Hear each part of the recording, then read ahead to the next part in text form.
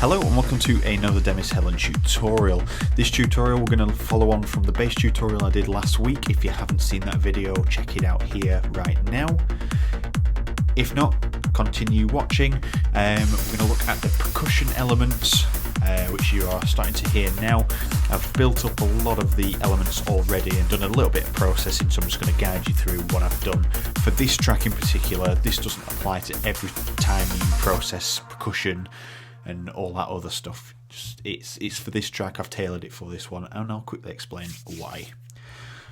Okay, so out of the original video, I had 3 hat loops just on a cycle, just to give the kind of placement of the bass, so you could see how it was going to start progressing. I've decided to keep one of these loops, which is this one. Okay, and I've put a bit of a flanger on there, synced it to, it should be 1 to 4. So if you listen to the open hat, it sounds like it's moving around. If we actually bypass it, it sounds more consistent. Now it's got a little bit of movement. So it's very subtle, mix is low at 12, and I think they're all the factory settings, and that's what comes with Cubase.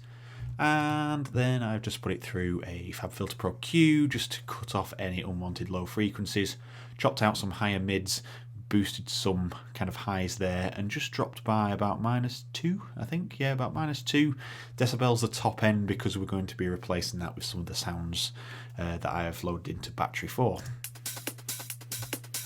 So without this on,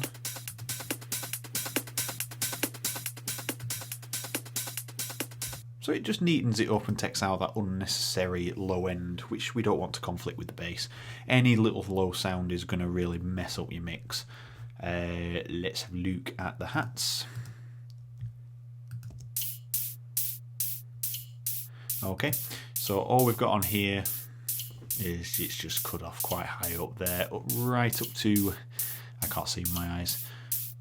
Yeah, so it's about 1.5K. And then I've just dropped down the by 2 decibels again. Yeah, just under 2 decibels, just to control that top end because it's quite bright. And then finally we have the glitches. Again, same thing. Cut out some of the upper mids there, just because they sounded quite nasty, and just drop that top end to make sure it's not going too crazy. So simple basic processing. Then I added the clap. Okay, so just to let you know, these percussion elements, as you can see up here, are routed to the percussion bus here, which has also got some additional effects on, but we'll look at that after the clap. Okay, so the first thing that the clap goes through is Magneto 2, which is provided by Steinberg, and it's just a tape machine, but I've increased the saturation and just basically give it a more full body just by tweaking some of the settings. So if you just have a listen to this, and I'll bypass it as it's playing.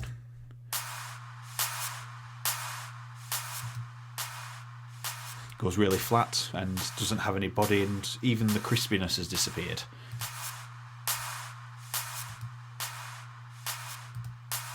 Okay, so it's just like stage 1 of adding some body in there. Then this goes through a compressor, and I've just used a preset from the drums into snare snap 3. It sounded nice, it gave me the instant result I wanted. This will get tweaked later on, but just for now it gives me the effect I need. All I've done is adjusted the release here, just so it's creeping back up to 0 dB to get back to where it was before compression started. So it's a nice steady ramp, and it sounds very transparent, you wouldn't really know it's there. Then it will jump through a Pro Q2 very quickly, just to chop that low end off before we continue processing.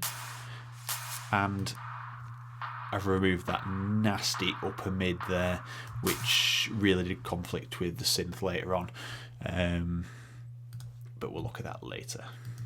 Then I go through a reverb, It was, yeah, it was built from scratch. I didn't use any presets to get started. The main thing that's happening here is the equalizer is just focusing the reverb on everything above probably about 1.5k, 2k maybe.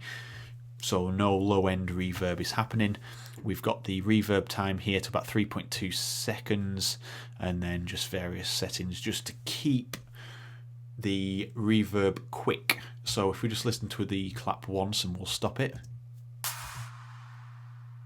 it slides off pretty quickly, so it's nearly gone by the time the next clap hits. So it's not quite gone, but it's just there, that it's not overlapping too much and creating too much craziness happening. If we just listen to the clap without the reverb, it's pretty obvious.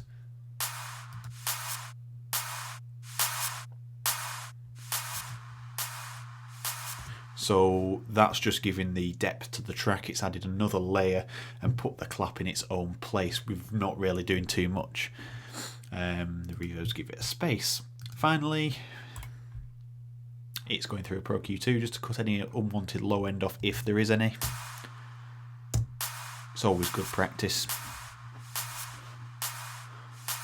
Okay, so that's where the percussion lies right now. That's not where it's going to stay in the track. I've got to build all the other elements and then we'll start blending them all together to make sure everything's fitting. We can't make the hat sound absolutely pristine to our ears right now and then put the bass in and think, shit, that sounds crap. We need to make sure that the bass is going to work with it and make sure the synths are going to work with any of the other effects that we're going to put in there, and more so the melody. We don't want loads of upper mid body where the synth needs to sit, because it's going to sound horrible and really nasally. Just a little bit like me today, block nose, but hey ho, got to do the video. So let's hear that in context right now, and then we'll look at the percussion bus. So the hats are sounding quite nice. They're nicely balanced on the level, but they are dominating the whole track in my opinion. So the bass is starting to sink back. That synth lead seems to be really straight down the middle of the headphones. There's no width on it.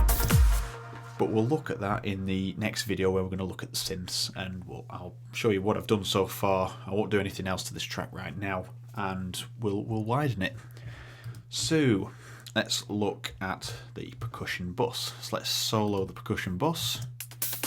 So we've got everything percussion there, minus the kick. I did forget to mention actually, if we just go into battery 4 here, we'll just quickly look at the samples loaded into the sampler here. Sorry, I've got a really slow old hard drive that really does not like battery. Right, okay, so the first one here is a sidechain kick, so we don't need to worry about that. That's basically sidechaining. We've got a hat, we've got a wood block, and then a bit of a glitch. Short clap, a long clap with a bit of white noise on, and then the same white noise clap reversed.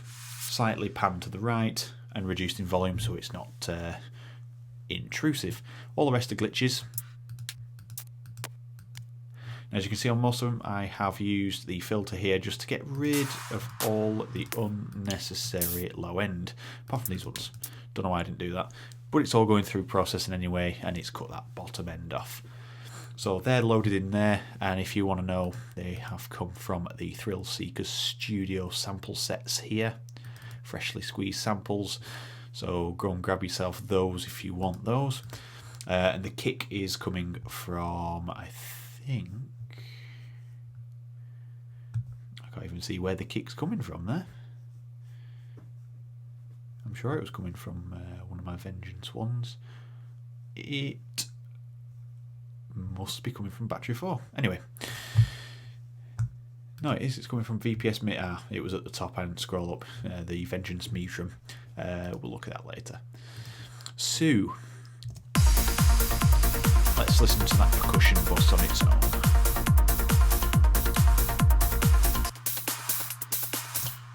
Now, as you can see, it's nicely balanced. I have got it set to -5 because I balanced it after it's been finished.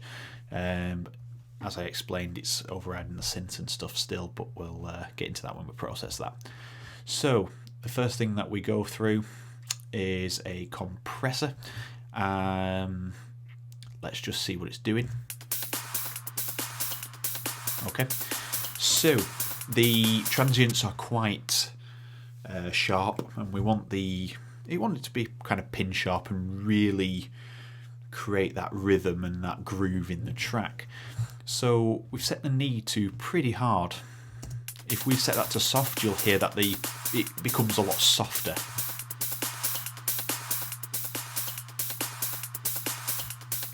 So it really helps define those transients.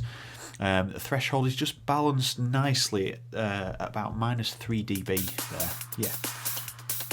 I always aim between like -3 and -6 really, and on the hats it sounds pretty reasonable and transparent at about -17 there, which brings it to about -3 here. The ratio is 1.5 to 1. That is just what sounds the most transparent for this particular example.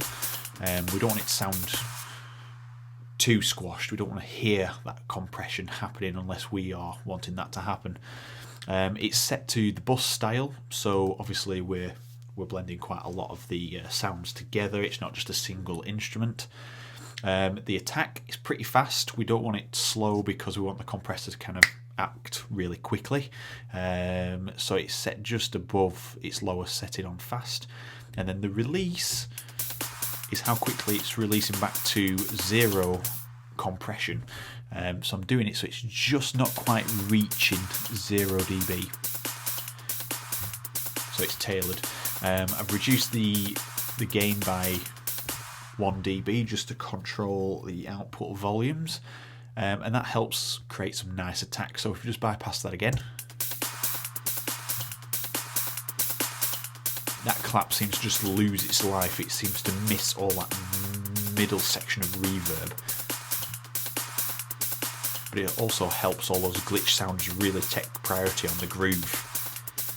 Okay, so it's a really good starting point to get the track going.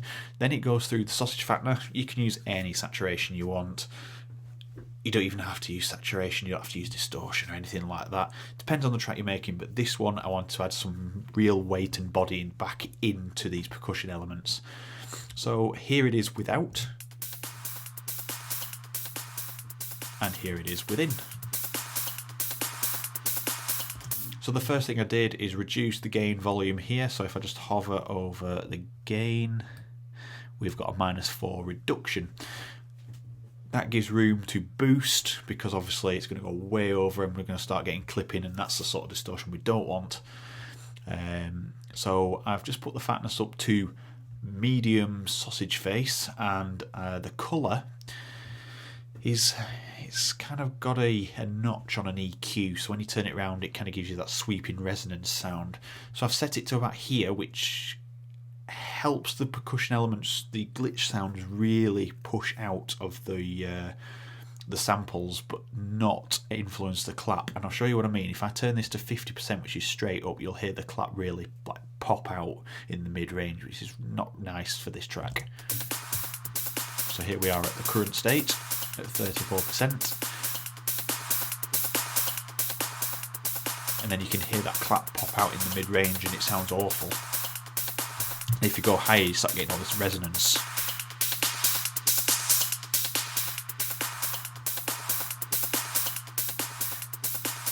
So I just wanted that percussion element to come out and not really affect the clap. Now you probably could automate that to create some extra movement in there very subtly, but it's not something I want to do. I've already done that with the flanger on the main sample. Then we're running it through Pro EQ 2, standard stuff, cut the bottom end off because we've created a lot of artifacts. If you've got headphones on you'll be able to hear that. That's what we don't want to hear. We need the kick and the bass to have a total free reign on that end. And then finally it heads through a compressor again, but it's parallel glue. I'm not going to go into great detail on what this is, but if you just listen to it, glue, it's merging the sounds together. It's making them sound like they're more of a part of one sample loop rather than individual elements coming from everywhere. So let's just listen to it and bypass it.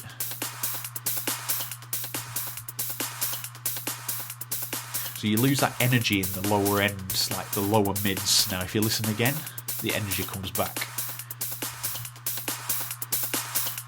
The bit that's going.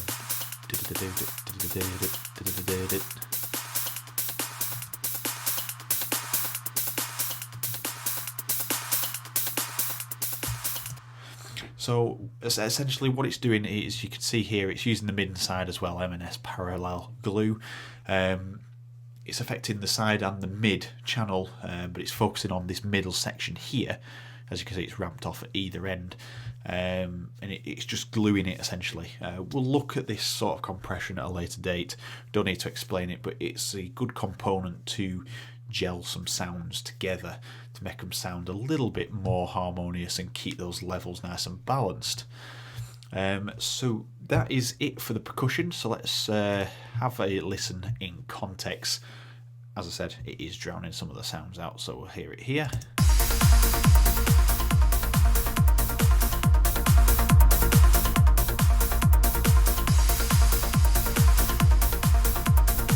And let's listen to it in context with the synth starting to fade in over here.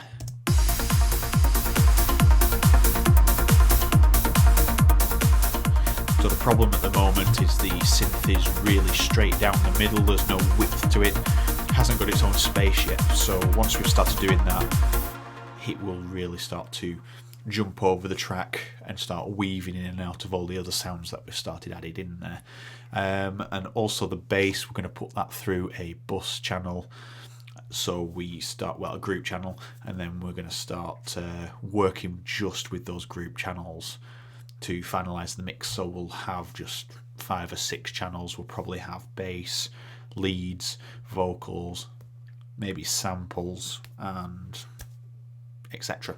So we're only working with those, and we can really balance out the mix. And then we'll probably look at just how I master some of my tracks. I'm no expert in mastering, and I do tend to go in heavy-handed, but I'm sure we can look into some things that I do. Please correct me if I'm wrong, but we'll get to that at a later date. So let's just give you a quick insight into what this track is going to sound like. The synth's fading out, it goes back into the bass, and then after this, for the same section length, we'll have a nice build up into a nice crescendo into the main theme of the track. So here we are.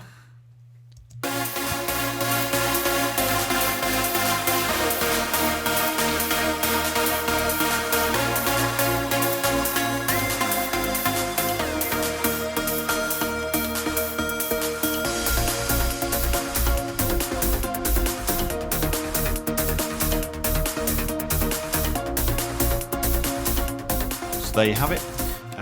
That's where the tracks are going. If you like this video, give it a thumbs up, subscribe if you're not already here, and what really does help is sharing these videos about. If you do know people that really need to scratch up on the skills or just get into learning this sort of thing, please share it.